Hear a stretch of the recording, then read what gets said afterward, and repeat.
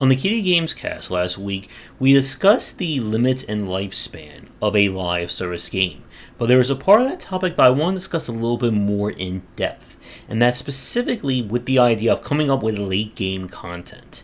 And what does it mean to be coming up with more stuff, and what are the limits that you can go when it comes to expanding a game for months or even years of service?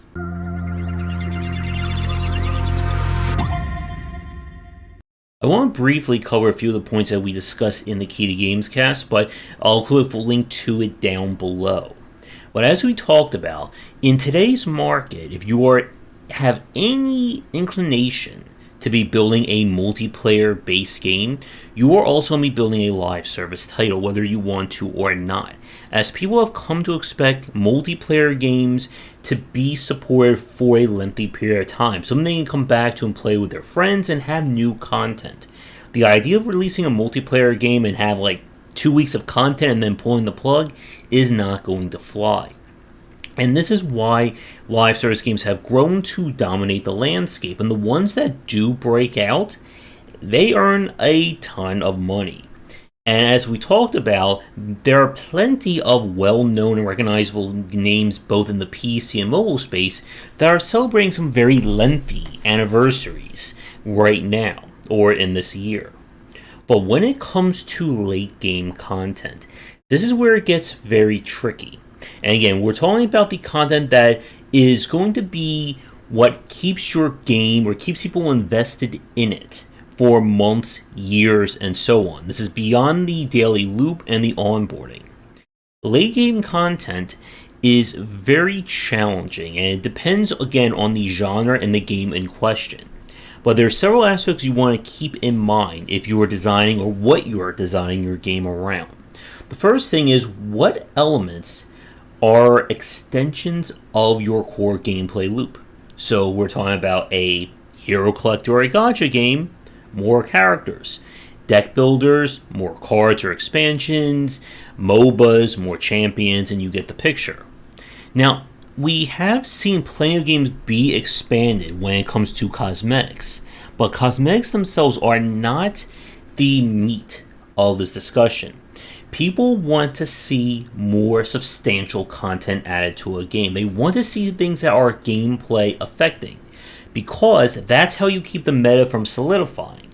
And it's why, for any live service game, it does become an endless chase for more content, and why we talked about that you really do need to have a plan for almost infinite support of your title. That for as long as people are spending money on your game, you need to be having an idea as to what's going to come next. Now, schedule-wise, again, this is a very different thing based on the game. Some titles will have content come every 2 to 3 weeks, maybe once a month, once a quarter, once a year. It depends again on the size and span of the game. But typically, if you want to keep people excited, you need to be introducing something new or bringing back something. I would say no longer than a month. If you are going over a month, 2 months without some kind of change, some kind of new event, promotion, shift in the meta, people are going to start to get bored. And that's what you don't want when it comes to your late game. Now, as we talk about expanding what's already there, again, you need to be considering where you can go with this game while keeping balance. Now, with that said, one of the more important aspects of live service is really figuring out how to be economical with your content. Because again, if you are developing new content every month, every 2 months, whatever, that's only 30, 60 days to create, iterate, refine, play test, and of course, get something into your game. Because people don't want you to release something that is buggy, unfinished, and makes the game worse. So, for live service games, you need to be able to figure out what is good and bad content to develop for your game. Good content, when it comes to live service, has to do with a term that a lot of people have referred to as evergreen. It's a kind of journalism or cultural thing that means that this content never goes bad. It's not dated based on when it comes out. A lot of the stuff I write and talk about on Game Wisdom is very much evergreen content. As long as somebody's interested in, well, game design or game dev, my stuff remains relevant. Best platformers of 2014 would be a different story. When you're thinking about a live service game, you should be thinking about what content can you make that can also keep or be retained for anyone to enjoy, whether they have played your game for 10 seconds, 10 months, 10 years. It is entirely possible to do this. This is why gameplay affecting content oftentimes works so well. Because whether you're a new or an old player, a shiny new champion or a very special 6-star character can retain its popularity or its collection status. But when you're thinking about your game, again, you need to be coming up with something that fits within the core gameplay loop, that you can develop at a reasonable time and pace, and again, it's something that you can market or sell your game around. So here's an example of what you don't want to do. A 1-week event where we're going to completely change the aesthetics of our game to 1930s rubber hose style, complete with a big band soundtrack, completely original voice acting, and will only be available for 1 week, where you will get exclusive costumes and cosmetics that will never be featured again. So can anyone figure out why that is a bad idea? Well, the first problem is that you are expending a ton of resources for content that is literally only going to last 7 days. Not only that, but for everyone who will come after that, will have that glaring hole missing from their account profile of that content that they didn't know was available, but is now forever inaccessible. And as we all know, people love it when you tell them that there's content in the game that they can no longer access. And we have seen developers go above and beyond. That's going to be a major part of the second half of this video when I talk about expanding a game with a new original content. But when we're talking about the general content addition to a game, you need to keep it to something that fits within your game and fits within your budget. Because you don't want to go so far out of budget and scope, and maybe it doesn't resonate with people. This is why for a lot of live service games, once they've kind of figured out their groove, they're going to keep hitting that, again, on a very reliable schedule. A new character, a new banner, new map, so on and so forth. And once you get into this rhythm, it kind of solidifies to people what they're going to come to expect out of your game. If they've seen the last 6 updates, all you've done is release a new map, they're going to assume that's all that you have. For the people who enjoy that content, they're going to stick around. For everyone else, they may get bored and go away. And this is why, for a lot of live service games who do start to build, and we're not just talking about over a week, a month, we're talking over years, that they may start to implement new original content. And this is, again, a very big point for any developers watching. I'm not saying that within the first month of your game you should immediately add in a visual novel roguelike open world battle royale mode. But for every live service game that's on the market, the 1-year anniversary is a very big deal. This is that point that kind of solidifies whether a live service game makes it or breaks it. And from there, this is when we start to see these games start to blow up huge. Because if your game can survive a year, it means it must be popular. So more people are going to download it and talk about it. And then you're going to get more streamers and YouTubers covering it. And this is also when we start to see the collabs start to happen. And again, it's that snowball effect that goes into live service, and why these games, when they succeed huge. Conversely, if they don't succeed, they will often crash and burn Hindenburg style. Now, when you are trying to figure out content to add to this game, there's been several popular modes.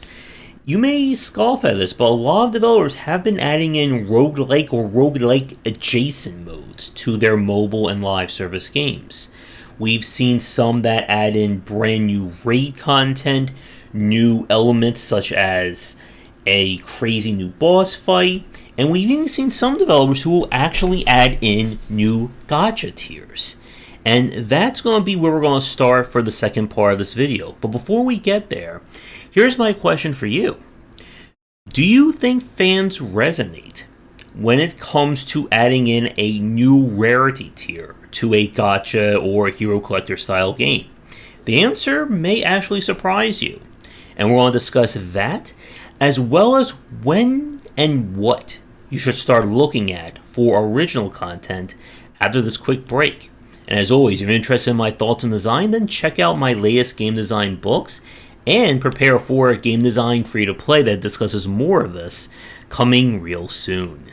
For entry-level students, we have 20 essential games to study, and then the Game Design Deep Dive series that takes an extensive look at different genres, with free-to-play coming in 2022.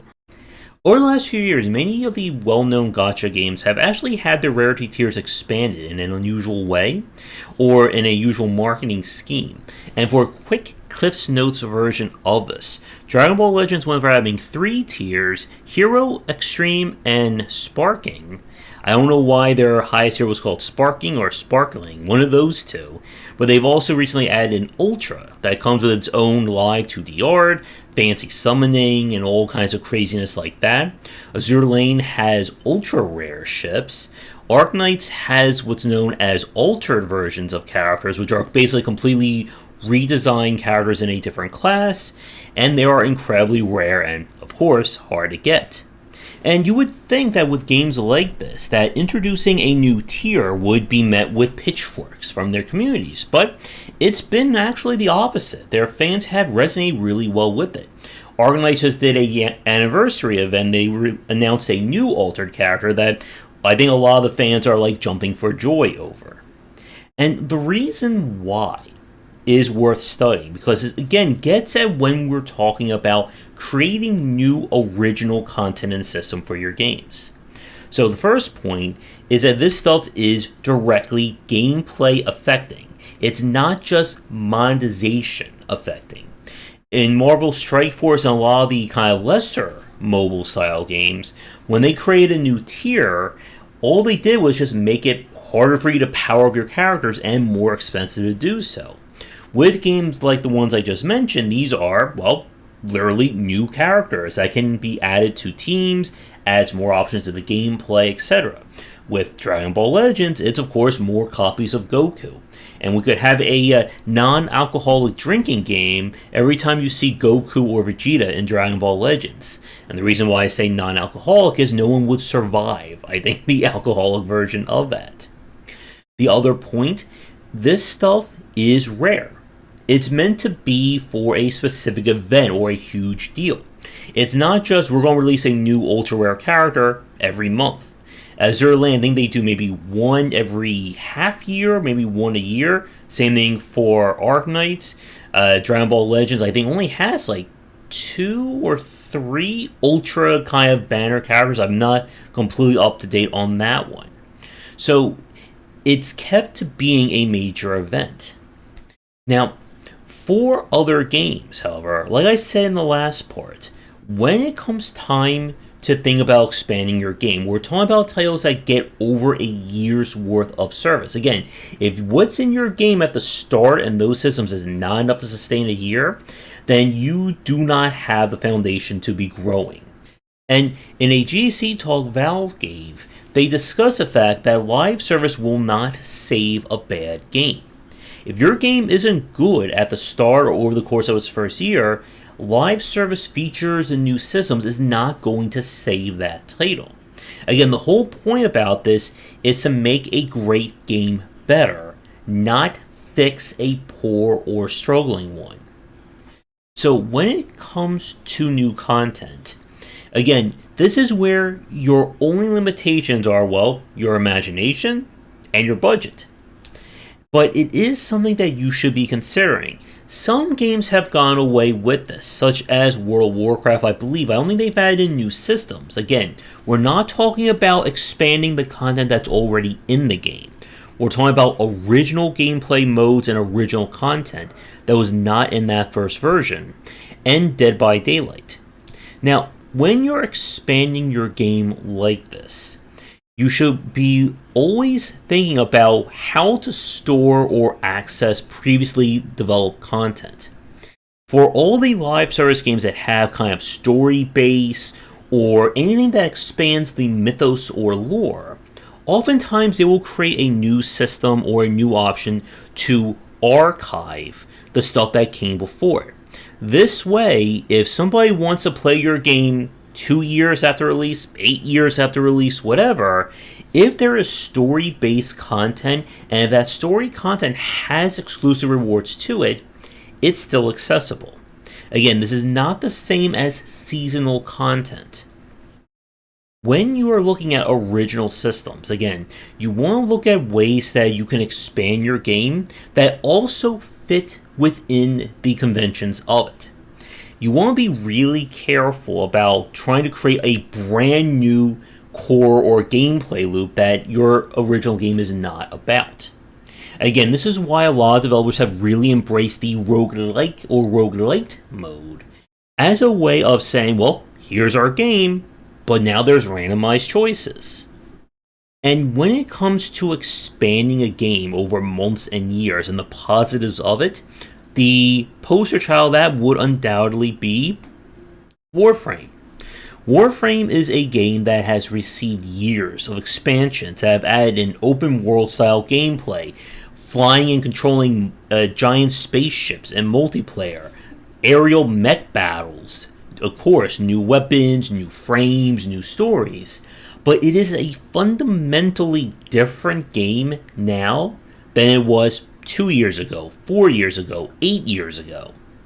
And that's what you want to see, and that's what consumers will come to expect out of live service games. That once you've gone beyond a year, they're going to start asking, what else you got? And you need to have an answer for that. You need to be able to tell people that we're not just going to keep creating the same gameplay for the next 8 years. We want to go in different places with it. And again, this is the kind of stuff that takes time.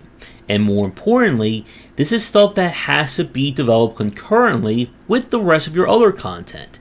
You can't just say to everyone, we're going to create a new gameplay mode in 8 months, but nothing else is going to come from our game in the span of that time.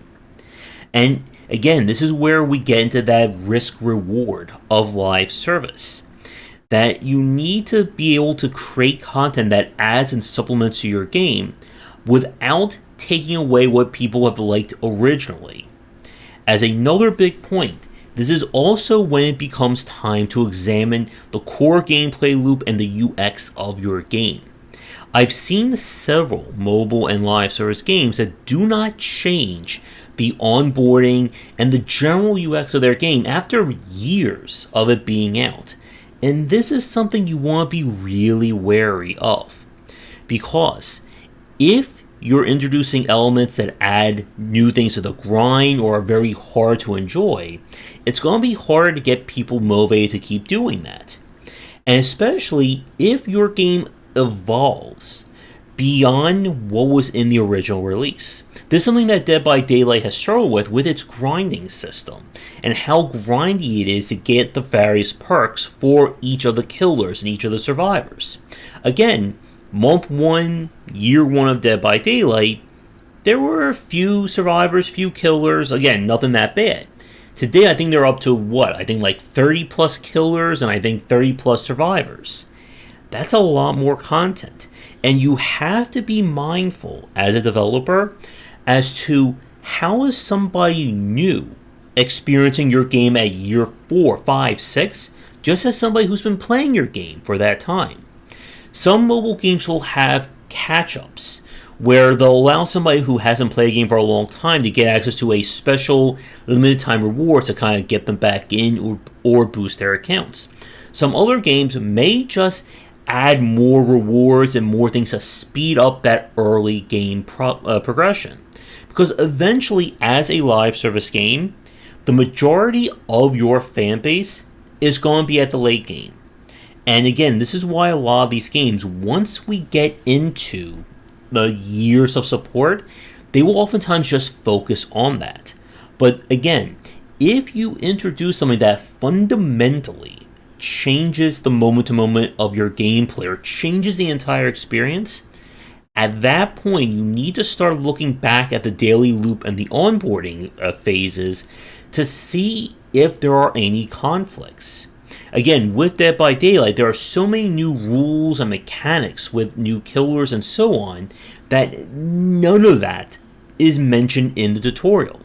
And before anyone comments, having a text manual does not count.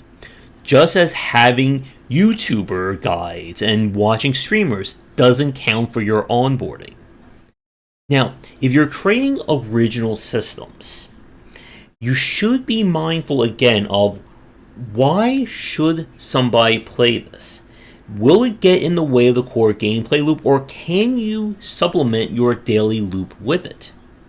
But again, you do not want to be adding in new content that is bloating out your game. If your daily loop is like 35 minutes, you don't want to turn that into an hour and a half, 2 hours after 5-6 years of content. New content along these lines is usually a way to either shake up the content to give somebody else something new to enjoy, or introduce a new way of progression or unlocking rewards and services that can then be fed back into the core gameplay loop or the daily loop phase.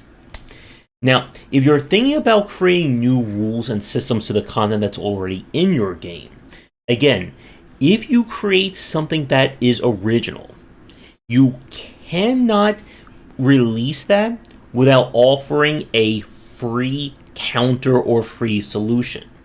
The worst thing you can do for any game is say, we're going to have a competitive game and we're going to introduce a brand new mechanic that comes with a $34 price tag. So if you're a free-to-play player, tough luck. You want everything to, again, synergize with the content that's there. And again, once you've created a new system, that also becomes something you need to expand in the future. Because you're not going to just create a brand new system that only has 20 days of content, and then you're never going to touch it again. And there is no shame if you do release something that people don't like, that you can move on to something else. But again, you want to be as stringent and careful with your playtesting and consumer feedback as you can. Because you don't want to be releasing new content that everyone decides that they don't want. And for a lot of these live service games that do survive into this lengthy period, again, it becomes an endless chase. That eventually, what was new becomes old, and you'll need to think of something else to keep people invested.